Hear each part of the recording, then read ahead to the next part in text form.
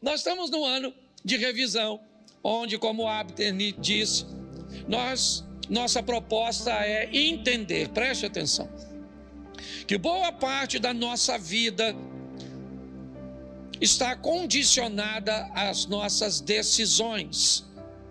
Nossa proposta é de uma forma muito sóbria, muito responsável, mostrar às pessoas que o diabo, apesar de toda a força, apesar de tudo aquilo que ele pode fazer, o poder dele sobre a nossa vida é extremamente limitado. É um poder que, na verdade, na maioria das vezes, é concedido por nós. É como se nós entregássemos a ele o direito de agir sobre as nossas vidas. Isso é uma regra de verdade absoluta? Não. Eu vou te mostrar isso hoje. Mas na grande maioria das vezes, boa parte dos problemas que enfrentamos hoje pode ser decisões erradas que tomamos há tempos atrás. Eu não sei se já aconteceu com você de comprar alguma coisa no cartão, financiado e muitas vezes, e depois da quinta, sexta parcela, quando vem te cobrando, tu não lembra mais o que é. Você fala, o cartão está me roubando, certo? Porque já faz tanto tempo que você comprou, às vezes você já usou, já acabou, mas continua pagando. Coisas do passado podem assombrar as nossas vidas. Essa é uma grande verdade. Quanto mais assertivos formos em nossas decisões, quanto melhor formos em nossas escolhas, nós evitaremos bastante sofrimento. Como eu disse, há casos que o sofrimento não foi uma decisão sua. Você pode ter herdado alguma coisa. Algumas coisas acabam caindo no seu colo. Isso é uma verdade. Nós também não podemos responsabilizar todos por tudo que acontece. Mas hoje eu quero mostrar uma coisa a você que eu acho que vale a pena nós pararmos para refletirmos, para revermos, certo?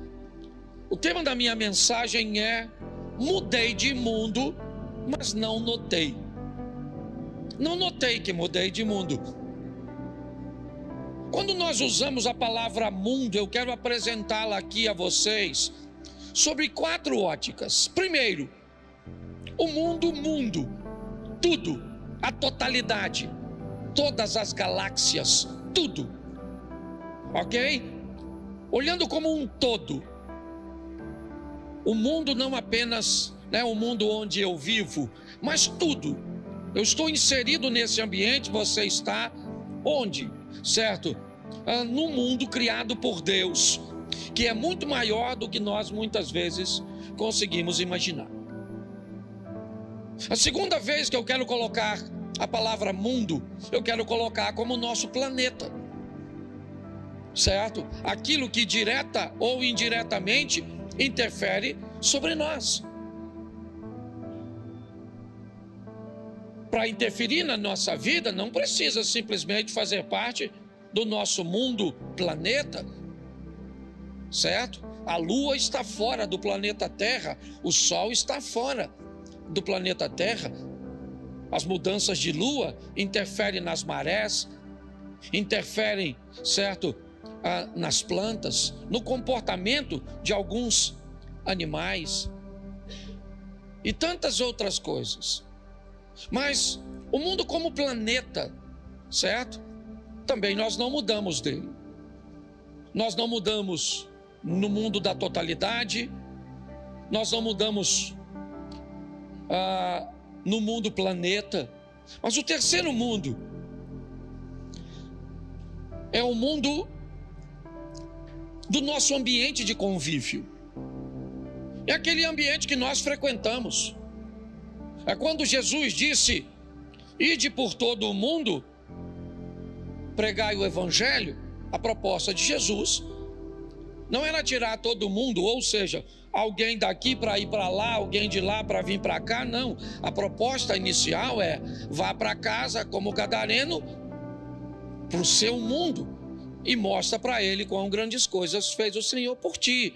Vá para casa samaritana e mude Samaria, mude o mundo onde você está inserido.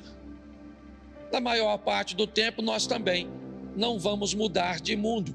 A maioria de nós vivemos bem próximo de onde nascemos. Essa é a grande verdade, ou pelo menos daquele ambiente cujo qual nós criamos, como se fosse o nosso ecossistema. Então, nesses três mundos, normalmente nós não mudamos.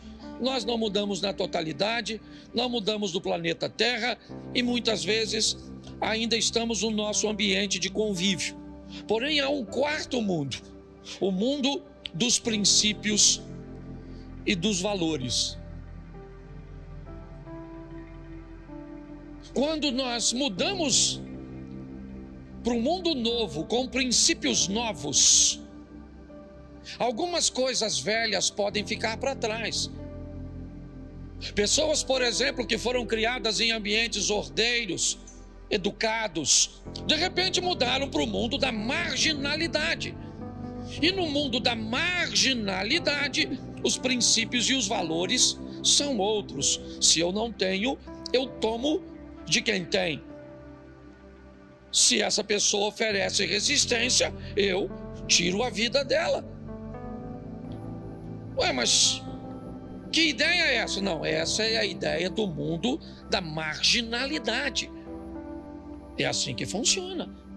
Bom, eu aprendi a ter uma vida sexual equilibrada, casta, digna, decente, mas se eu mudo para o mundo da prostituição, meus princípios e valores mudaram.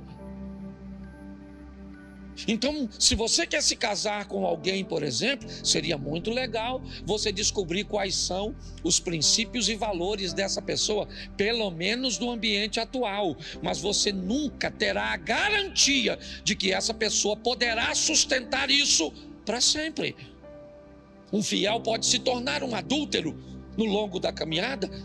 E você vai decidir por seus princípios e valores se vai engolir isso ou se vai mudar de mundo, tirando essa pessoa de seu convívio e optando por não inserir outra ou então inseri-la. O mundo de valores e princípios, ele é fundamental nós observarmos. Quando recebemos a Cristo, o que fizemos? Mudamos de mundo. Continuamos morando em Xerém? Para mim, sim, mas eu mudei de mundo. Continuo morando no planeta Terra? Sim, mas eu mudei de mundo.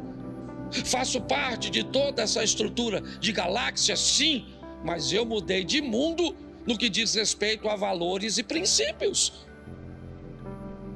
Meus valores e princípios hoje, certo, são diferentes do mundo que eu vivia antes. Mas, Cláudio, que mundo é esse? Você é um extraterrestre? Não. O mundo dos princípios e dos valores.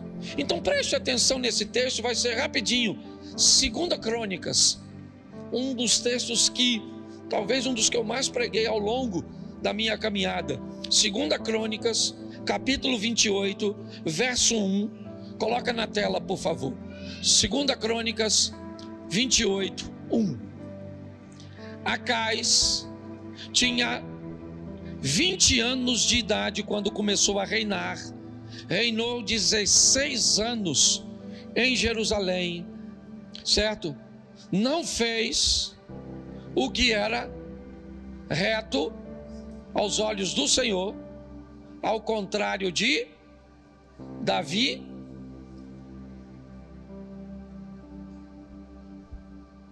Só um segundo. 2 Crônicas, capítulo 29.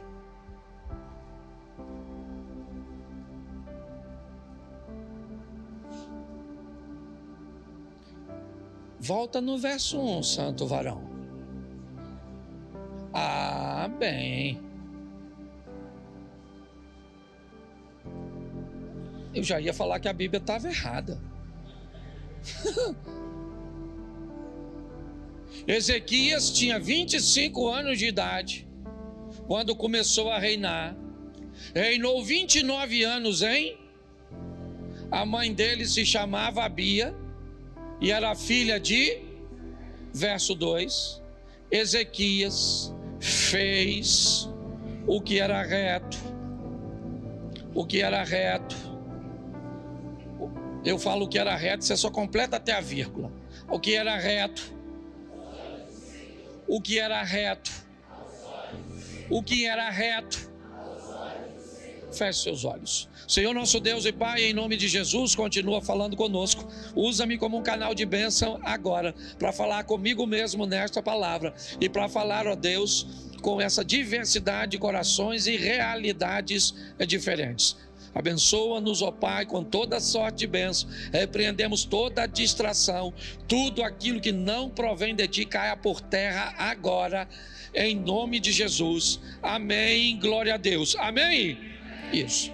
Vamos dar uma olhada nesse texto, porque eu quero te mostrar na astúcia de um menino, de um rapaz de 25 anos de idade, chamado Acaz.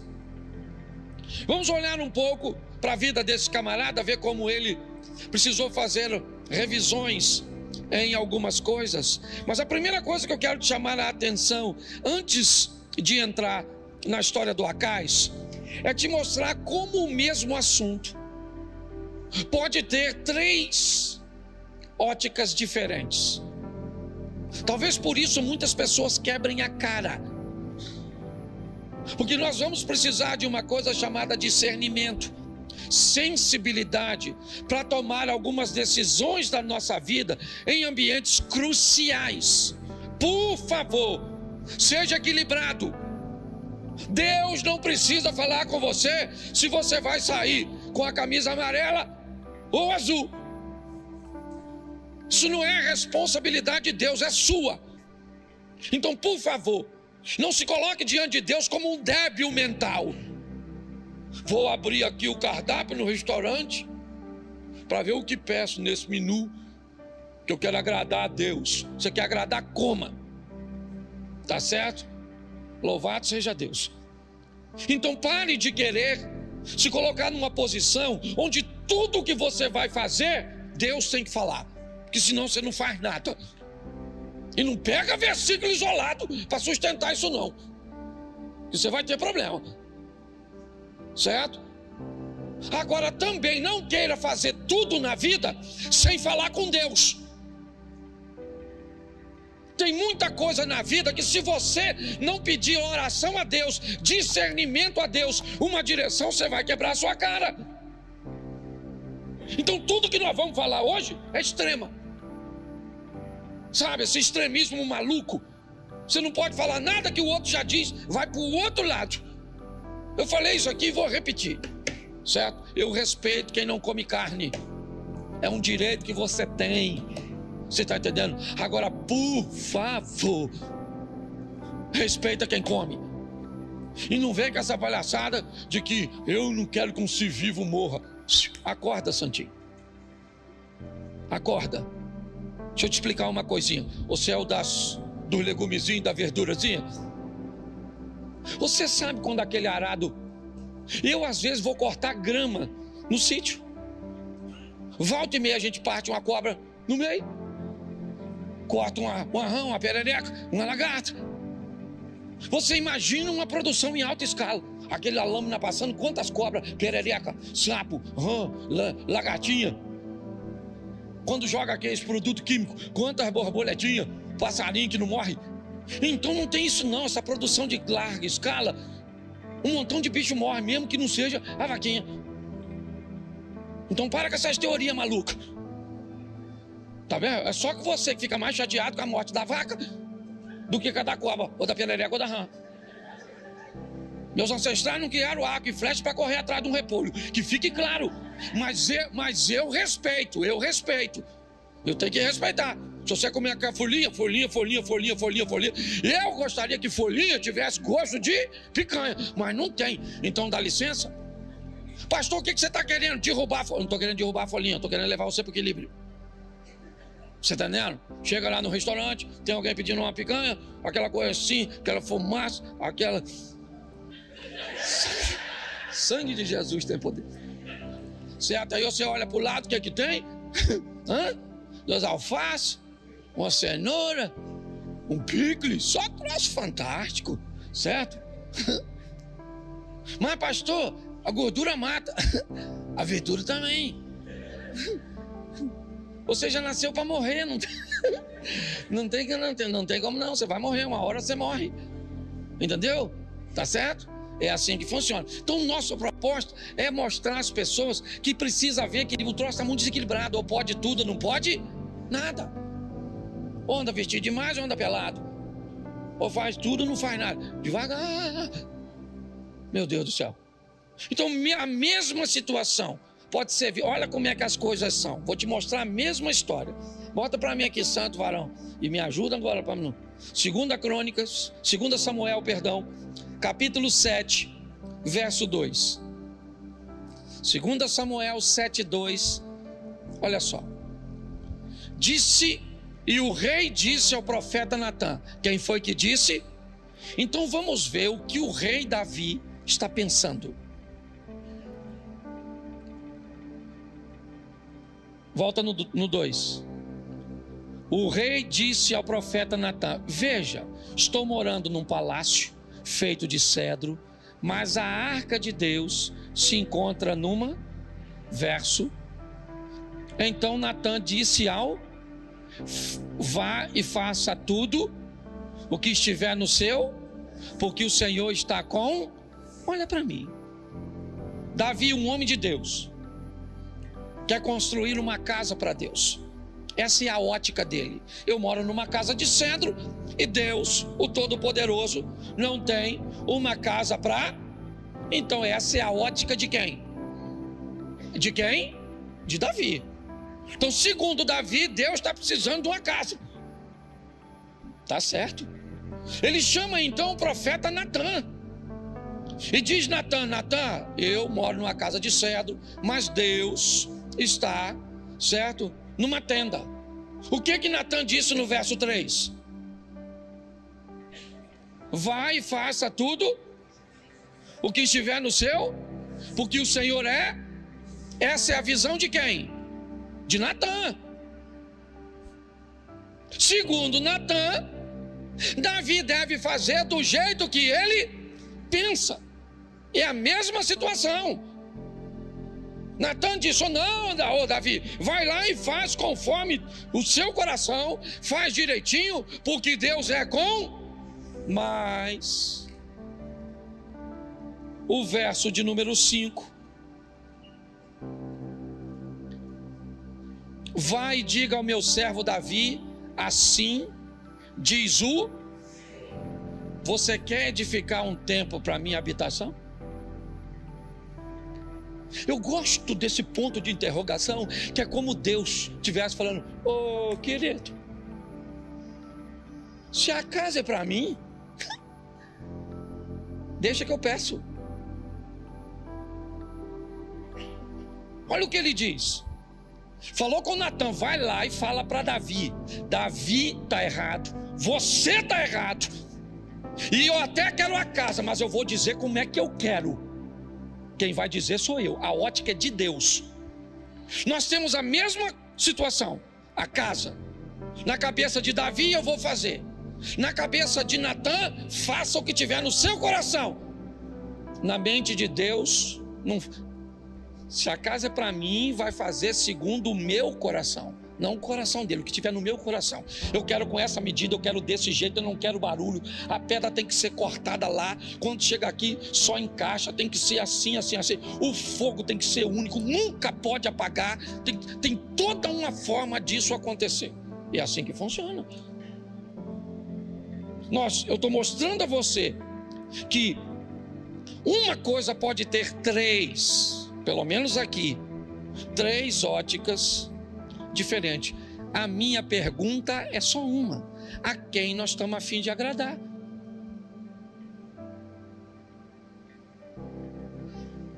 Muitas vezes nós estamos a fim de agradar os reis, os poderosos, os que ditam as coisas. Eles é que são importantes. Aquelas pessoas que nós elegemos como importantes na nossa vida, aquelas que nós queremos impressionar de acordo com o que usamos, com o que aparecemos, ou que desejamos ser bem vistos por elas. Você tem todo o direito de agradar quem você quiser. Eu só estou te apresentando aqui. Nós temos a ótica do rei, nós temos a ótica do profeta. Está assim de gente que chegou aqui, ó, iludida. E eu não estou falando que eu sou um líder religioso perfeito, não. Você está procurando perfeição em mim, ainda dá tempo de ir embora. Agora eu vejo pessoas que narram coisas que homens que são sacerdotes e que ocupam cargos como eu ocupo aqui, que se acham semideuses, decidindo e expondo coisas, fazendo coisas absurdas, que parece muitas vezes que as pessoas ou sofreram uma lavagem cerebral ou têm problemas com raciocínio, com lógica. Então a minha proposta é mostrar a você aqui hoje. Ezequias resolveu fazer o que era certo aos olhos do... E pronto, foi a decisão dele. Eu vou te mostrar o resultado, mas foi a dele. Isso não significa que você vai viver a mesma coisa que ele. Você vai viver a mesma coisa que ele, ou próximo do que ele viveu, porque nem sempre será a mesma coisa se você fizer a mesma coisa. Se não quiser, eu entendo perfeitamente. Tem gente que vem, pede um conselho, você instrui, dá uma ferramenta, ele vira, vai embora, faz tudo o contrário, depois vem reclamar com a gente sobre o resultado do que aconteceu. É estranho, mas é o direito que as pessoas têm e nós não podemos privá-las. Então o que ele tem na mão, só para você entender. Ezequias tem um reino falido deixado por seu pai Acais. Ele é rei da área do sul de Israel, de Judá, a parte de baixo. E não é de hoje que Ezequias vê a humilhação assolando sua nação. Volta e meia, os assírios invadem Judá, matando os homens que podem oferecer resistência, estuprando mulheres, levando crianças cativas. Por que eles não extirpavam de uma vez por todas, matavam todos? Era simples.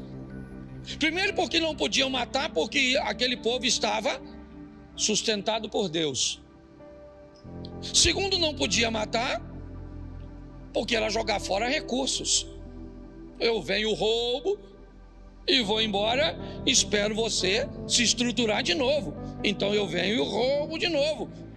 É assim que funciona. Ele cresceu vendo tudo isso. O pai dele estava desesperado, Acais, tentando resolver o problema. Ele também fazia revisões, porém erradas, como o Abner disse. Revisões erradas. Ele revisou e ele disse: a melhor maneira que eu tenho a fazer é me aliançar com alguém que me deixe mais forte. Não deu certo. Depois então ele começou a subir o tributo e a pagar mais do que era cobrado. E ele agora, certo, ganha, segundo ele, um pouco de admiração de seus algozes, mas que continuam o pressionando. Volta e meia as invasões vêm, tudo acontece. E tem 2 garotos crescendo.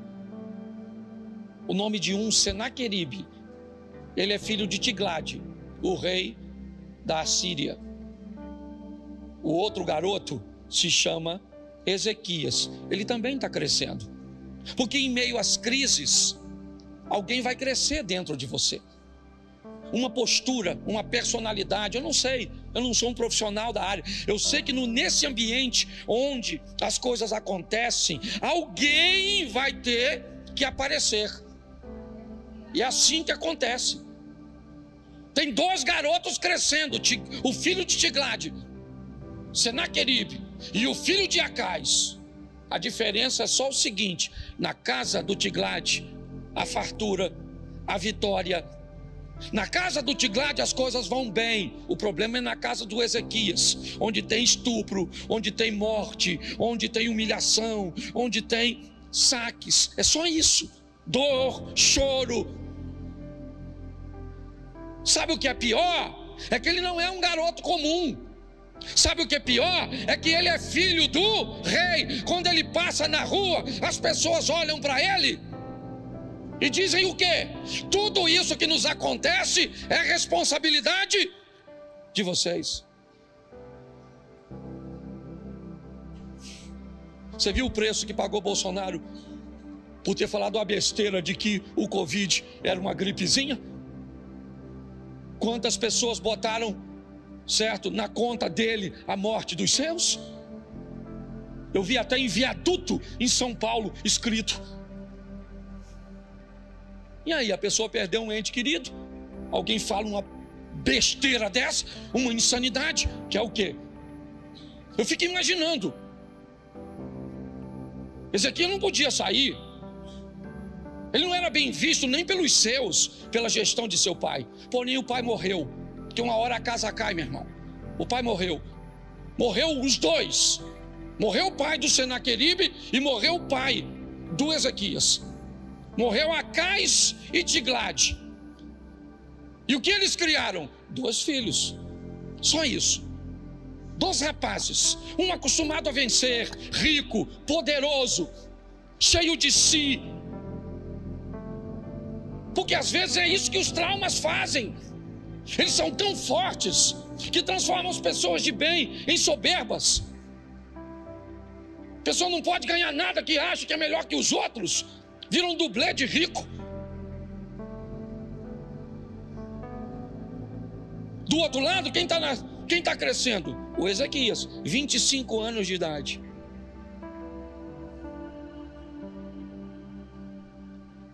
E aí Ezequias tem que assumir o trono. O pai dele morreu.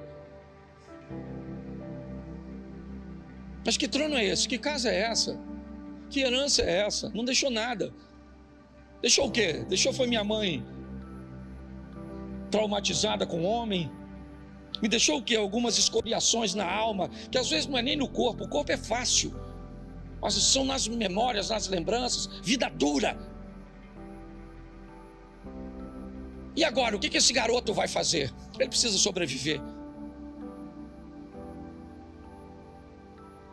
E ele vai sobreviver. 25 anos de idade, ele assume o governo. Um governo falido. Mas o texto é bem claro. E ele fez o que era reto aos olhos do Senhor. Pronto. O sucesso de Ezequias está em não querer agradar Senaqueribe, em não querer agradar outras pessoas ou estruturas que poderiam apoiá-lo. O que ele queria era agradar a Deus. Então, o que ele faz? Não dá para copiar o pai dele. Já falei que o pai dele foi uma droga. Aí você quer definir para mim? Eu até acredito na influência, mas você quer dizer para mim que todo mundo vai virar um produto do meio? Meu irmão, eu conheço a vida de muita gente aqui, e gente que é gente boa, e venceu, e rompeu. Pode ter alguns resquícios, é verdade, comportamentais, porque ninguém é perfeito. Mas foi para muito longe de onde estava a geração de seus pais e de seus avós, em questões econômicas, em questões intelectuais, naquelas áreas que o Abner citou aqui. Chegou a hora dele assumir, 25 anos de idade, olhou, não tem ninguém aqui, então eu vou imitar alguém, eu vou modelar, como a turma gosta de dizer. Quem? Davi. Um homem perfeito? Não. Um homem que aprendeu a se regenerar diante de Deus. É para lá que ele foi. fez como fizera Davi, seu pai. E a Bíblia ainda faz questão de citar o nome da mãe dele. O cara não valia nada, mas a mãe me parece que era gente boa. E o cara está construindo. O que ele vai fazer agora? Primeiro ano, depois você lê capítulo 29, que é muita informação. Primeiro ano do seu reinado, primeiro mês, abriu as portas da casa do Senhor. Que portas? As portas da casa onde Deus morava, que o pai dele fechou. O pai de Ezequias fechou, Ezequias abriu. Os sacerdotes que trabalhavam na casa perderam o emprego, foram fazer outra coisa, trabalhar em lavoura, sei lá o que foram. Mas assim que Ezequias assume, ele chama os sacerdotes e os levitas, diz: sacerdotes e levitas, santificai-vos agora, e santificai a casa do Senhor, e tirai da casa do Senhor toda imundícia. Nós vamos mudar esse negócio aqui, meu irmão. Chega, acabou. Chega uma hora que você tem que dar um basta na sua vida. Chega na hora que você tem que dizer: isso não interessa se vovó viveu, se mamãe viveu, se fulano viveu. Chegou na sua vez e você decide se vai viver ou não. Isso pode ser uma questão econômica ou pode ser uma herança genética de um câncer ou de qualquer outra coisa. Abre as portas do Senhor, repara, né? E aí ele restabelece o culto.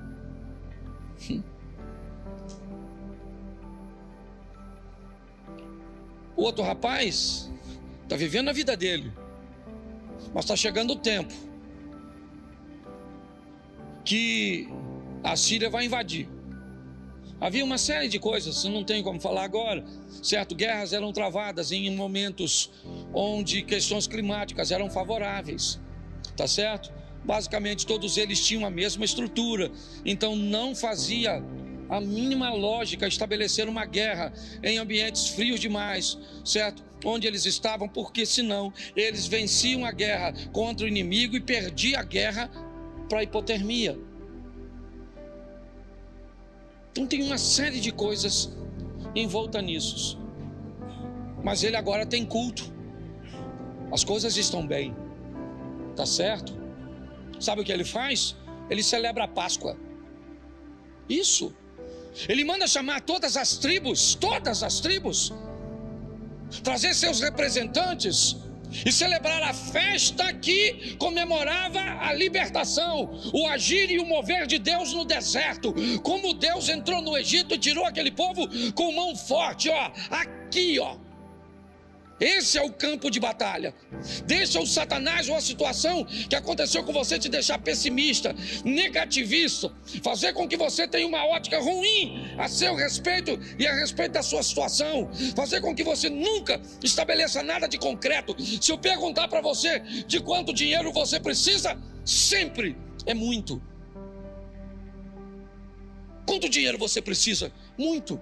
Claro que tem que ser muito, porque muito não é um valor definido exato, e é por isso que você nunca alcança. Se você planeja alguma coisa, a primeira coisa que você tem que saber é quanto você precisa. É dizer um número para você mesmo, é dizer um número para Deus. Nós precisamos ser mais assertivos em nossas decisões. Ezequias sabe, a mente daquele povo está contaminada, então vamos trazer uma festa. A festa de quê? A festa que vai trazer a memória. Aí, turma, olha o que Deus fez lá, e o Deus que fez é o mesmo que faz. Sabe o que ele faz? Pede oferta.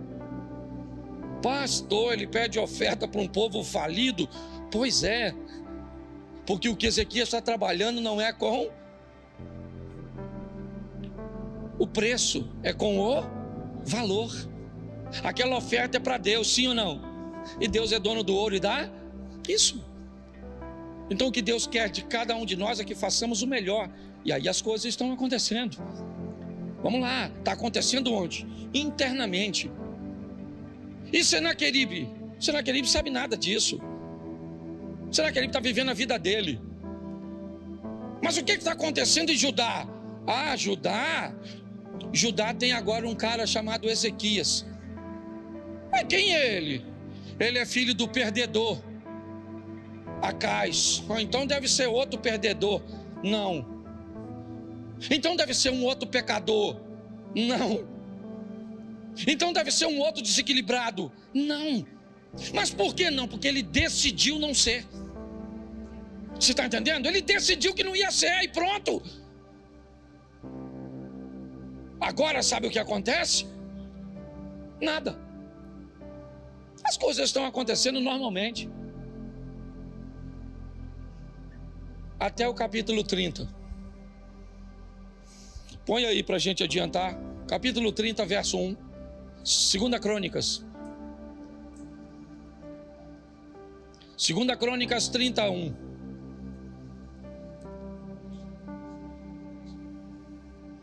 Segunda Crônicas, capítulo 30, verso 1.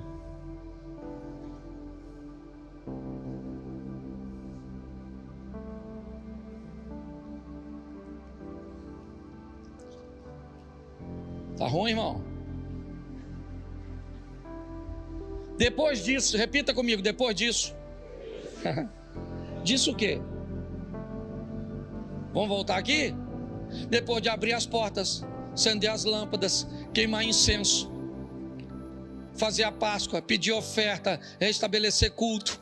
Depois de tudo organizado, pensa num cara fiel. Depois disso, olha só, que beleza. Ezequias enviou um mensageiro a todo Israel, certo? E escreveu também cartas para as tribos de Efraim e Manassés, para que viesse à casa do Senhor em Jerusalém para a celebração da...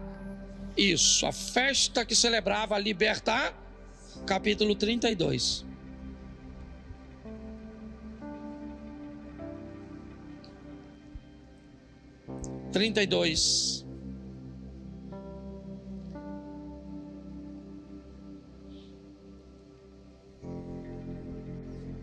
Foi? Depois dessas coisas, repita comigo, depois dessas coisas e desta fidelidade, Senaqueribe, o rei da Síria, invadiu Judá e sitiou as cidades fortificadas com a intenção de... O cara acaba de fazer a festa da libertar, vem um miserável fazer um cerco de aprisionamento, sim ou não? Quem seu nome é? Quem ele é? Ele é filho de Tiglade. Senaqueribe cresceu vendo derrota? Sim ou não? Não. Ele é rico, poderoso, seu exército é um dos maiores da época, amém? Pois é. E o outro tem o quê? Nada, só cultinho, fumacinha, sacerdotinho, uns bichinhos gritando porque está sendo sacrificado. E ofertinha, só umas ofertinhas pequenininhas. E o outro cara lá tá bonitão. É isso que está escrito aí, mais ou menos isso. Aí vem o tal do Senaqueribe, rei da Síria, invade Judá, sitia as cidades fortificadas com a intenção de fazer o quê? Isso. Por quê? Porque está na memória de todo mundo quem? Acais. Quem aqui já brincou de carniça? Que a frase era: quando eu bato, todo mundo bate. Isso. Também fui criança. Agora vem o Senaqueribe com força total. Lá vem ele. Olha o que Ezequias disse no verso 7. Olha que texto animador. Imagina se você estivesse lá e eu fosse Ezequias. Olha, aí eu falando para vocês: sejam fortes e corajosos, não tenha medo nem se por causa do rei da, nem por causa de toda a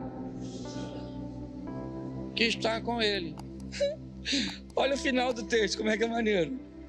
Porque conosco está alguém que é maior do que o que está com ele. Tem uma multidão, e nós? Um só, alguém, indefinido, alguém, oculto, alguém. Eu imagino. Falei, ô, você que... Você é doido, maluco. Você não queria quebrar, o pai dele era terrível. Igual o Roberto Carlos. O cara é difícil. Para piorar, o cara sabe fazer guerra. Bota o verso 13, já estou terminando já. Põe o 13.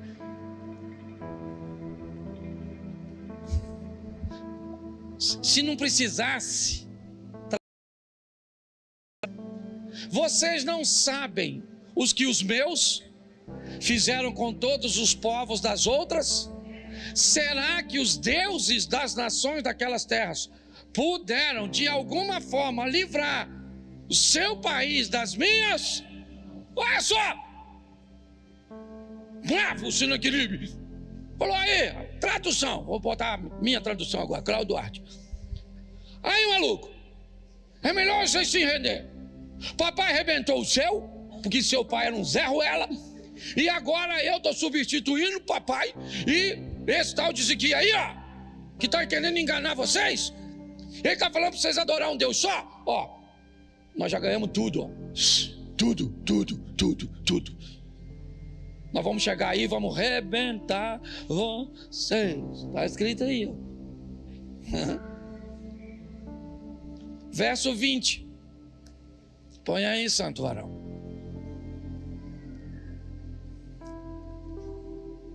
Então, o rei e quem?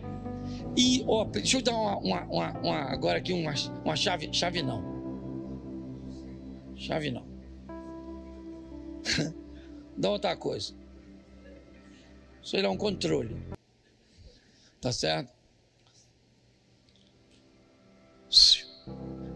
Tu tá andando com quem? Quando o bicho pega, o rei Ezequias chamou quem? O profeta Isaías. Tu tem que andar com gente, certo? De controle. Para andar perto de tu. Ele chamou Isaías e falou: Isaías, meu filho, o Sinaqueribe está aí ameaçando nós ler uma carta. Se você ler a carta que o Sinaqueribe mandou, está aqui, ó, que não dá tempo de eu ler. Pensa numa carta, falou: olha, eu vou arrebentar vocês, vou arrebentar meu pai, arrebentou o pai de vocês, quero ver quem é o Deus de vocês para livrar vocês das minhas mãos. Se eu oro, eu ia orar assim: Senhor, eu estou aqui com Isaías, eu trouxe Isaías aqui, profeta do Senhor, vim falar com o Senhor do Sinaqueribe aí, ó, eu abri portinha, acendi lâmpada que papai fechou, o sacerdote tá tão bonitinho, tudo de branquinho, tem cultinho, tem canção, poderoso Deus, tem, saindo fumacinha, dinheiro tem muito não, que a gente não tinha quase nada, certo? Mas tá tudo lá. Aí o Sinaqueribe vem, sabe o que ele falou? Ele falou que eu não sou nada, que eu sou mentiroso, e isso eu nem ligo, Senhor. Mas se o Senhor escutar o que ele falou do Senhor, eu estou aqui para fazer fofoca não, mas se eu sou o Senhor, comigo eu nem ligo não. Eu sou um pobre mortal, mas se eu sou o Senhor, eu ia fazer uma fofoca desse tamanho. Oraram por favor, em nome de Jesus Cristo Nazareno, quando for orar, diga o que é. Pastor, o que você tá... Eu fui orar no... Eu viajei, me levaram para orar numa oficina. Pastor, o senhor pode orar aqui? Eu falei, claro. Então vamos orar? Eu falei, não, peraí. Orar por quê? Qual é o propósito da oração? Não, pastor, eu acabei desfazendo uma sociedade, então o meu serviço era um serviço visto de uma forma melhor do que o do meu ex-sócio, então ele está me perseguindo com inveja, eu estou enfrentando algumas dificuldades com permissões, com autorizações para manter a minha oficina liberada, ela é na América, certo? Eu estou precisando ampliar. E ele foi me dizendo o motivo.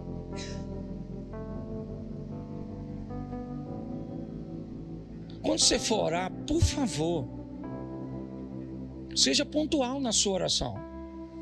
Senhor, me abençoa. Ele já tem te abençoado. Agora o que você quer? Oraram por causa disso e clamaram o que eles precisam? Eles precisam de socorro. Verso 21. E o Senhor enviou que destruiu todos os homens e o chefe dos príncipes do arraial do rei e este, o rei da Síria, com o rosto coberto de vergonha, voltou para a sua. Quando ele entrou no templo do seu Deus, seus próprios filhos ali o mataram. Isaías orou com Ezequias e Deus enviou um anjo. Mas pastor, eu não consegui entender onde o senhor vai encaixar a revisão. Bom, eu expliquei a vocês que a gestão de Acais foi terrível. A de Ezequias foi muito bem sucedida. Ela se resume a um versículo, para mim. 29:10. Volta em 2 Crônicas 29. Põe apenas o verso 10, por favor. Eu acho que é o 10, sim. 2 Crônicas 29. Agora estou resolvido. Decisão. Em algumas traduções, agora estou decidido. Estou. Não é plural, é singular. Agora eu estou decidido. Eu decidi. Eu decidi como marido, eu decidi como pai, eu decidi como chefe de família, eu decidi como crente, eu decidi. Eu estou decidido a fazer uma. Pronto, acabou. A história desse cara mudou aqui. Se você vê o que ele descreve, ele diz: nossos pais apagaram as lâmpadas, fecharam as portas, não queimaram incenso, viraram as costas para o Senhor Deus de Israel. Agora eu estou resolvido a fazer uma aliança. Ele vai dizer: para que o furor da sua ira se afaste de. Ele diz: eu vou tomar uma decisão no singular para livrar todos. A responsabilidade era dele. Deus enviou um anjo. Um anjo. E o texto diz, volta lá no 32, por favor. Já estou acabando, mas apesar de que eu estou na hora. 32. Bota o 10, que é onde nós estávamos na oração. Isso. Agora me perdi, mandei você voltar. É verso 20. Isso, oraram por causa disso ao céu, clamaram ao céu, verso de número 21. E o Senhor enviou um anjo que destruiu todos os homens. Todos os homens. Todos os homens. Note que o anjo não matou covarde. O anjo só matava valente. Porque preste atenção, quando Acais perde, a fama de Israel foi negativa, sim ou não? Sim ou não? Então todo mundo tinha uma fama ruim na boca a respeito de Israel. Deus quer reverter isso. Ezequias fez o contrário. Ele reviu, e o que ele fez? Abriu a porta que o pai fechou, acendeu a lâmpada que o pai apagou, empregou os sacerdotes que o pai demitiu, celebrou a Páscoa que o pai não celebrava mais. Ele fez tudo o contrário, por causa de uma decisão. Agora estou resolvido, pronto. O Senhor nos chamou para queimar incenso, e é isso que eu vou fazer. Mas agora, nesse texto, os homens valentes morrem, e o que acontece com os covardes? Fogem. Para que os covardes fogem? para contar para os outros que agora Judá merece respeito. Eu imagino os homens correndo, voltando para casa com o anjo, chegando lá cansado assim, ó.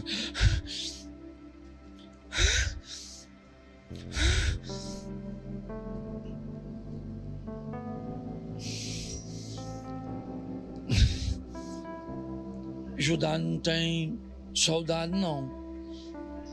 Judá não tem nem arma. Mas, maluco, Judá tem um anjo. E alguém deve ter falado um só. E quem fugiu falou: se tem dois, eu não chego aqui. Mas o mais legal não é isso. Você lembra que mataram Senaqueribe? Sim ou não? Mataram ele, não mataram? Pois é, agora todas as nações vizinhas ficaram sabendo do tal anjo. Aí eles juntavam dinheiro, botavam naquelas caravanas e trazia para quem? Para o Zequias. Depois você lê, porque eu acho maior barato. Eles estacionando aqueles carros assim. Eu imagino Zequias bem assim, ó.